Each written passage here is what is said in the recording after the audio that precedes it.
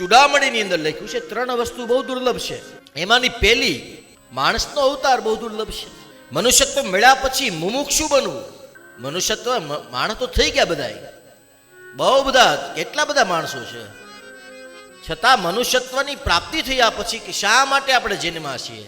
ખાવું પીવું ને સૂવું એ તો કોણ નથી કરતું? એ ઉલટાનું આપણી કરતા બધા એને સારું છે. જન્મવું, મોટું થવું, પ્રજાને ઉત્પન્ન કરવી, પાછું એક મરી જવું, એ તો સામાન્ય પ્રાણી પણ કરે છે. પણ ધર્મો હિ એક અધિક વિશેષ. અહીંયા સાવધાનતયા શૃણુ મહાત્મા એમ કે અહીંયા તમે સાવધાન થઈને સાંભળો.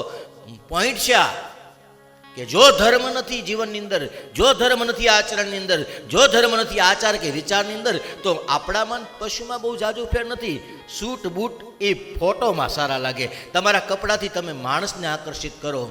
સ્વામી વિવેકાનંદને એક જ કલરનું કપડું હતું, આખો ભગવો પહેરીને, પણ આજે દુનિયા આખી એને સલામ કરે, એને યાદ કરે.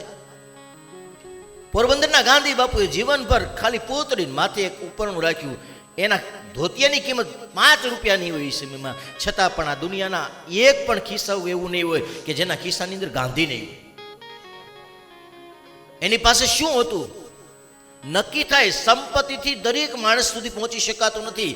હા, સંસ્કારોથી દરેક માણસ સુધી પહોંચી શકાય છે.